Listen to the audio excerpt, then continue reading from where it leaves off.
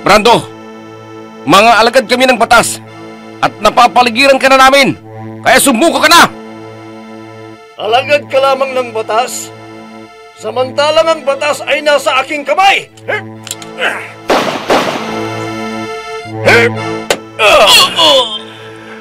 Nagkamali ka ng binangga, kaya katapusan mo na ngayon! Cardo! Anong ginagawa mo dito, Sofia? Ano man ang pinaplano mong gawin laban kay Nathan, parang awa mo na.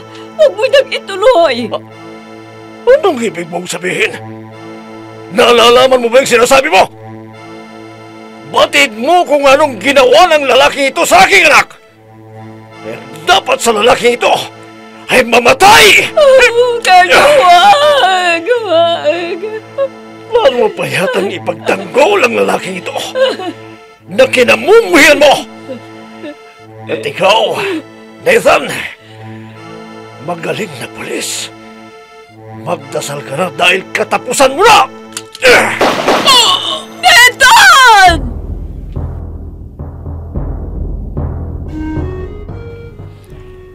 Batas sa aking kamay! Kwento ng paghiganti na bunsod na galit at pagkamuhi nang walang sapat na dahilan sa pagkakamali ng kahapon. Batas sa aking kamay! Mula sa panulat ni Andrea Solar at sa direksyon ni Jun Cabato. Batas sa aking kamay! Inihahandog sa inyo ng F3 Recording Studio para sa pambansang radyo ng Pilipinas, Bombo Radio Philippines.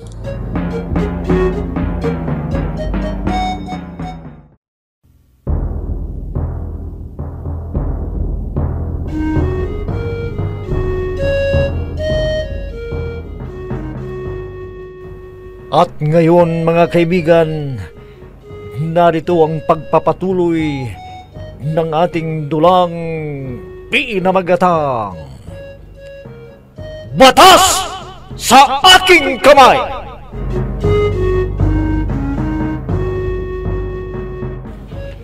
Kahit papaano, nabawasan ang mga utang ko. Makakahinga na ako.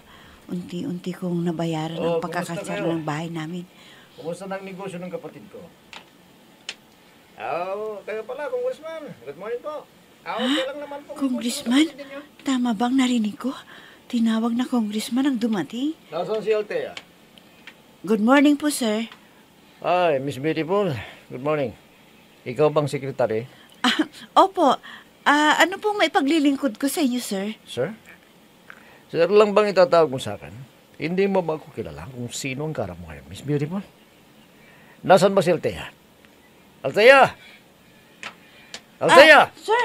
Saan po kayo pupunta? Bakit? Pipigilan mo ako? Sir, may mga dapat po kayong pagdaanan sa pag-a-apply po sa amin.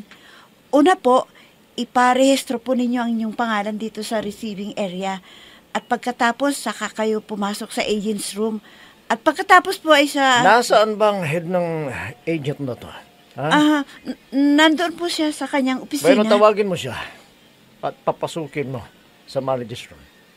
Doon ko siya hintay at kakausapin. Pero sir, hindi po kayo pwedeng pumasok dyan sa manager's room dahil para lamang po yan sa manager security agency na to. At kung ipagpipilitan ko, anong gagawin mo? Mapipilitan po akong tawagin ang aming security staff para kayo palabasin. Tawagin mong security agent na sinasabi mo. Dahil sa ayaw at sa gusto mo, papasok ako sa manager's room. Security! Security!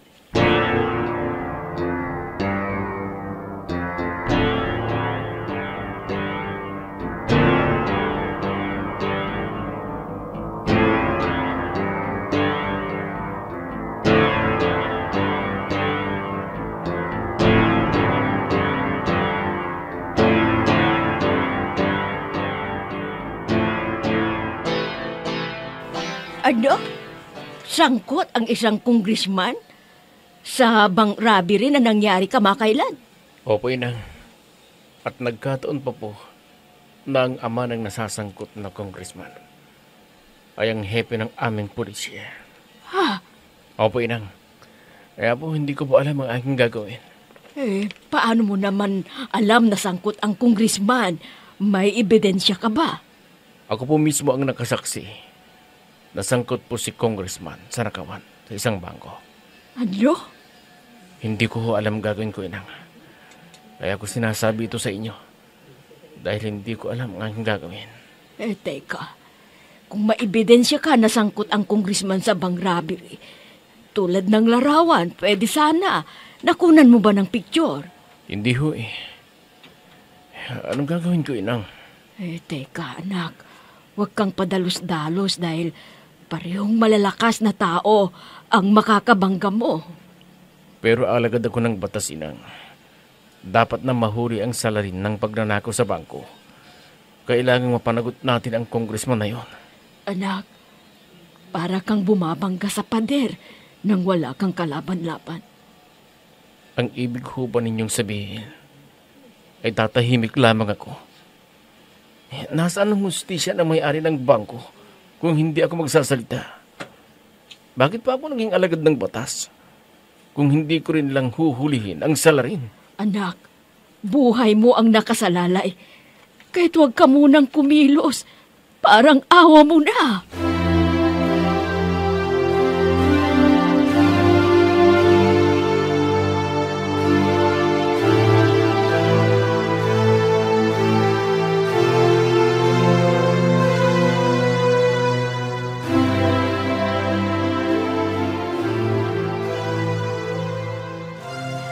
Security! Security! Melba, bakit? May problema? May lalaking basta-basta na lamang pumasok sa manager's room. Dalian ninyo! Suarez, tala! Tala! Friend, good morning. Althea! Mabuti na lang at dumating ka. Pero huwag ka munang dumiretso sa opisina mo, ha? Ha? Bakit? Baka kasi masaktan ka kung magkakaroon ng rambulan. Rambulan? Saan? Sa opisina ko? Oo! At bakit magkakaroon ng rambulan sa loob ng opisina ko? May tao ba doon? Oo! Pinapasok ko ang dalawa nating security dahil... Hello, good morning, ma'am. Mabel, pinapatawag ka sa loob ni congressman. Ha? Congressman? Sinong congressman ang tinutukoy mo? Ang kuya ko ba? Oo, naroon po si congressman sa opisina ninyo. At pinapatawag itong si Melba. Talaga? Naririto ang kuya ko? Halika, Ate Mabel, at ipapakilala kita sa kuya ko.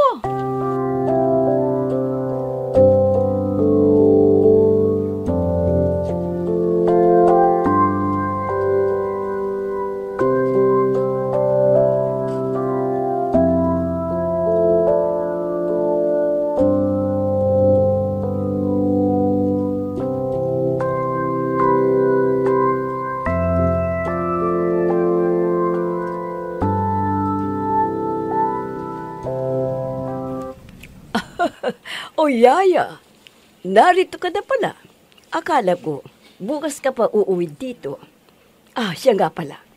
Kumusta ang pag-uusap ninyo ng anak ko? Kumusta na raw siya? Nagkaayos na ba kayong dalawa? Oo. Mabuti kung ganun. Teka. Bakit ganyan ang itsura mo? Para kang problemado. Problemado kasi ang anak mo, Ma'am Sofia. Ha? Problemado pa si Nathan? Saan? Huwag mong sabihing babae na naman ang problema niya. Hindi babae ang problema ng anak mo, kundi sa trabaho niya. Bakit?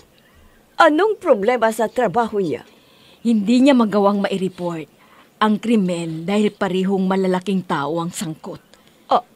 Anong ibig mong sabihin? Nalaman na ni Nathan kung sino ang pasimuno ng nabalitang bank robbery sa isang bangko nung isang araw. Alam na pala niya. Kung sino ang utak ng bank robbery, anong ginagawa niya? Anong problema doon? Isang congressman kasi ang utak ng bank robbery na yun. Ano? Congressman? Ang nasa likod ng pagnanakaw sa bangkong nabalita? Oo. Ako na mismo ang nagsabi sa kanya na wag muna niyang sabihin. Ano? At bakit mo naman siya pinayon na huwag sabihin? alagad nagbatas si Nathan. Dapat lamang niyang hulihin kahit kahit sino pang malaking tao ang sangkot. Ano, kung congressman ang nasasangkot? Mabuti nga, hanggat maaga ay mabubunyag na isang congressman ang sangkot para malaman ng taong bayan kung anong klaseng tao ang ibinuto nila. Biruin mo, congressman ang sangkot sa nagawad.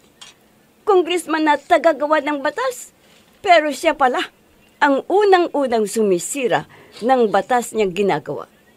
Dapat ay hulihin na ni Nathan kung sino man ang congressman na yan.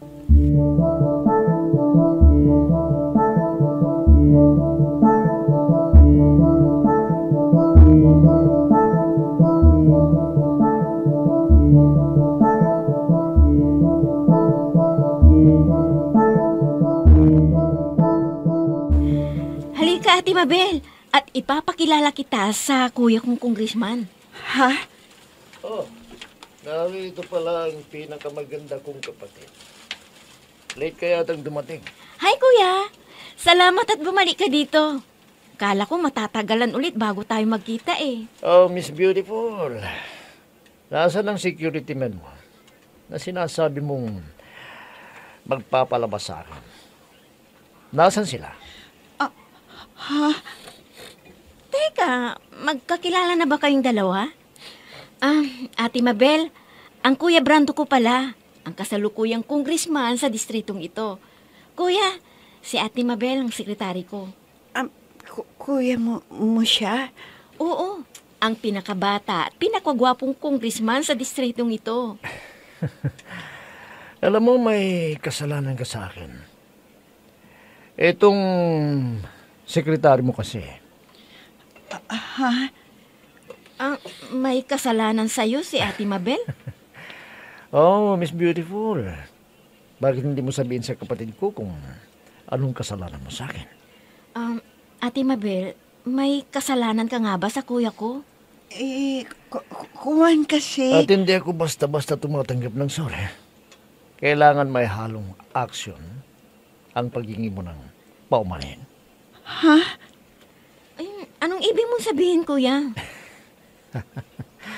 Kailangan sumama siya sa akin na kumain sa labas. Kung yayayain ko siyang kumain sa labas. Ngayon, kung gusto niyang mapatawad ko siya, alam mo na.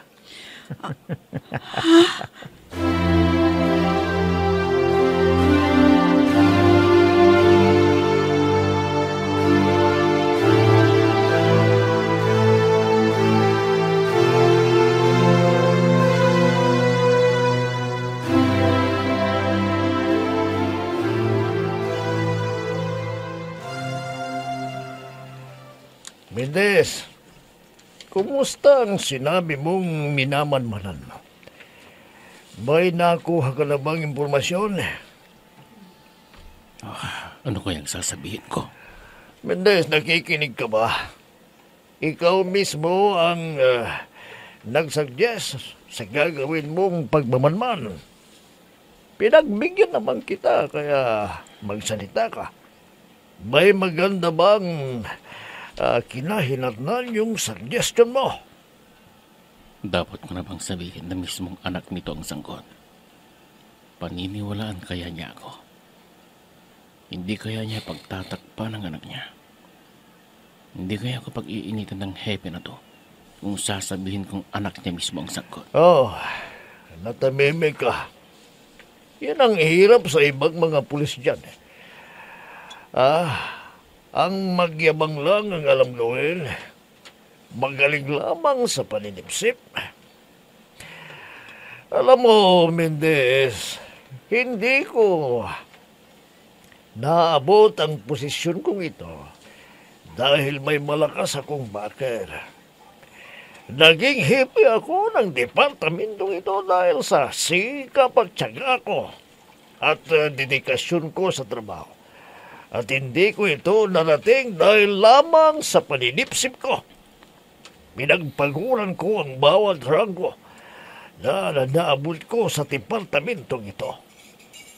Mainit talagang ulo nito dahil sa pag-aakalang pinaritan ko siya bilang hepe. Kaya kung nagmamayabang ka lamang para ma-promote ka, ikinalulungkot ko. Hindi mo maabot ang promosyong hinahangad mo.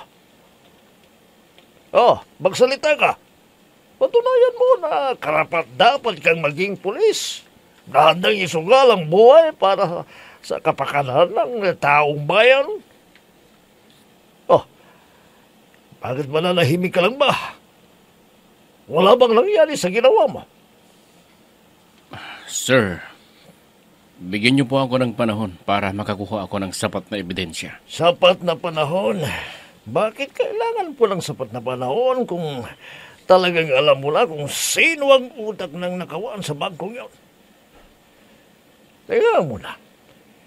May suspect sa ka na ba kung sino ang nasa likod ng nakawang nangyari kamakailan sa isang bangko? Meron na po, hepe. Pues, sino? Tulad ng sinasabi ko sa inyo, bigyan niyo po ako ng sapat na panahon para makumpirma ang sangkot sa nangyaring panloob sa isang bangko. Dahil wala pa po akong sapat na ebidensya para ituro ang mga salarin.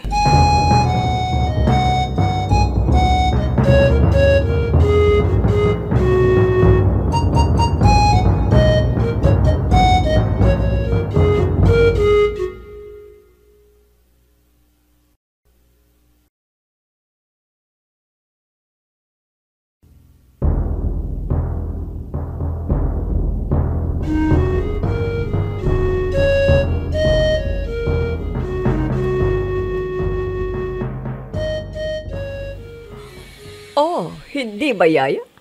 Yan nga ang dahilan kung bakit nagpulis si Nathan, hindi ba? Ang sugpuin ng mga masasamang loob. Kaya't kahit pang kung sinong Poncio Pilato ang nakabangga niya. Maap, natatakot kasi ako para sa buhay ni Nathan. At ako, hindi ba ako natatakot para sa buhay ni Nathan? Kung mayroong mga natatakot sa masamang idudulot dito sa buhay ni Nathan, walang iba kundi ako. Dahil ina ako ni Nathan. Pero kailangan nating magpakatatag, Yaya Shun. Kung wala ang mga alagad ng batas, paano na tayo? Paano ang bukas ng ating bayan? Mabubuhay na lang ba tayo sa takot dahil walang magtatangkot sa atin? Dati ay ayaw mo siyang maging pulis dahil nasa bingit ng kamatayan ang kanyang buhay. Bakit ngayon tila nagbago ang ihip ng hangin? Wala na tayong magagawa, Yaya. Dahil pagpupulis ang piniling karera ni Nathan. Hindi natin hawak ang kanyang puso't kaisipan. Ang tangi lamang nating magagawa ngayon ay suportahan siya sa pamamagitan ng panalangin na sanay mailigtas siya lagi sa anumang kapahamakan. Ikapit na lang natin lagi ang ating pananalig sa puong may kapal na siyang may hawak ng buhay ng lahat ng tao. Anong ibig mong sabihin? Sa ngayon, ay hindi ko pa alam. Pero iisa lang ang nasisiguro ko. Hinding-hindi ko pababayaan ang anak ko.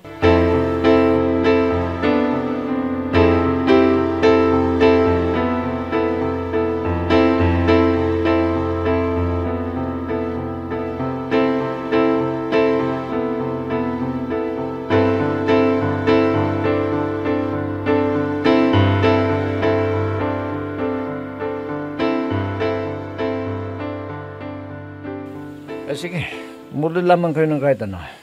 At ako nang bahala. Sinabi mo yan, kuya, ha? Oo, bahala. Oh, Mabel, mag-contact ka ng marami. Kahit mag-take out ka pa. Akong bahala. Sagot ko yan. Oh, kuya, sinabi mo yan, ha? Tatay ni Ate Mabel at kapatid niya ang kasama niya sa bahay. Oo, ganun ba? Kung ganun, mag-take out ka para sa tatay at kapatid mo. Ano? Nakakahiya naman. Huwag ka na may... sabi lang akong sagot eh. Sige na. Siya nga naman pala. Ate Mabel, huwag ka nang mahiya. Dahil maraming pera tong si kuya. Congressman yata ang kuya ko.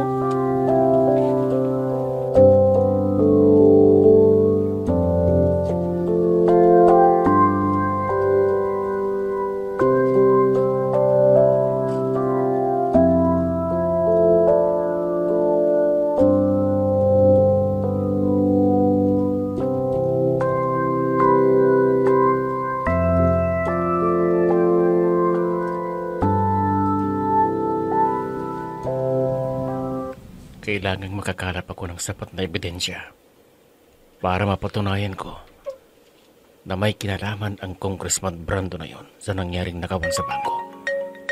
Oh, nagre-ring ang cellphone ko. Sino kaya to?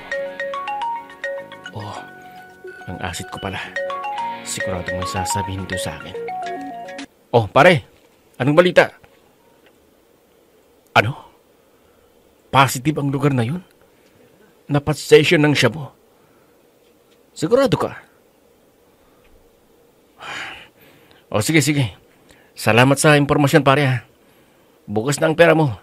Dahil ipunin ko ang mga kasamaan ko para ma-raid namin ang sinasabi mong lugar kung saan naroon ang mga drug addicts.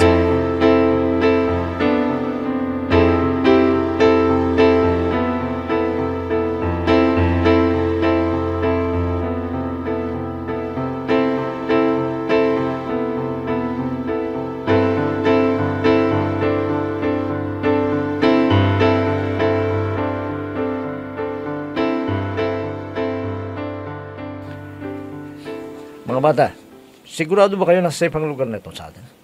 Wala bang nakakaalam na parak sa lugar na ito? Wala po, Congressman. Wala po. Kung meron man, natapara na ng tigta-3,000 ang kanilang mga mata. Mabuti naman kung gano'n, mga bata. Ayun pala! Ang ganda-gandang babae, oh! Sa akin na yan, ha? Ay, ka naman magtamaan si Bogat. Siya pala, Gandang babae ka. ilang dosenang babae pang nakuha ninyo sa katabing probinsya? Yan namang dosina lang, Congressman. Pero, nangako sa akin ng isang konsihal na madadagdagan niya. Mabuti kung gano'n. At yung sa custom pala, nabayaran mo na ba? Opo, Congressman. Libre na namang ipapasok nilang tuliratang siya po. Okay. Magbutihin mong trabaho. Kailangang malinis ang lahat ng biling ko. Kapag may nahuli na sa isa sa inyo, kahit anong mangyari, huwag na huwag ninyong idadawit ang pangalan ko. Dahil alam na ninyo ang mangyayari. Oras na mabanggit man lang ang pangalan ko. Naintindihan mo? Na-drain lahat ng tauhan natin, Congressman. Pagdating sa bagay na yan, ay wala tayong problema.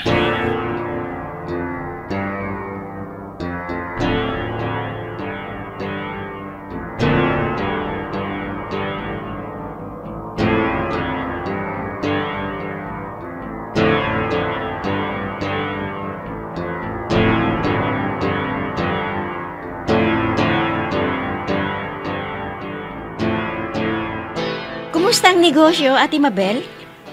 Okay lang naman. Naka-20 tayo nang pumasok sa araw na to. Ano? 20? Ang dami naman. Ibig sabihin, nakikilala na ang security agency na to. Siya nga pala. Talaga bang wala na kayong komunikasyon ni Netan? Wala na. Teka, bakit mo naman natanong? Kwan kasi.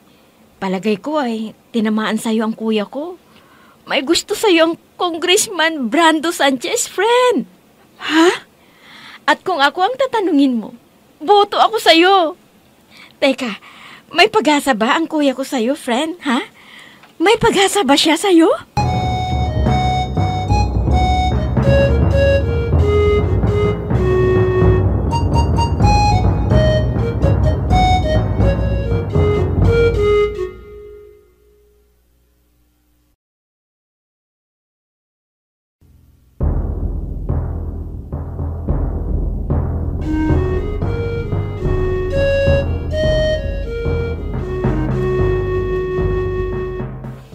Ligawan kaya ni Brando si Mabel. Mga kaibigan, huwag ninyong kaligtaang subaybayan ang pagpapatuloy ng ating dulang pinamagatang Batas sa Aking Kamay! Mga nagbibigay buhay, sina Amid Diaz, Mayra Abrihal Narnola, Eva Alcoreza, June Cabato, Robert D. Guzman, Oscar Ora, mula sa panulat ni Andrea Solar at sa direksyon ni June Cabato. Technical supervision at sa musika ni Oscar Ora. Batas sa aking kamay! Inihahandog sa inyo ng F3 Recording Studio para sa pambansang radyo ng Pilipinas, Bombo Radio Philippines.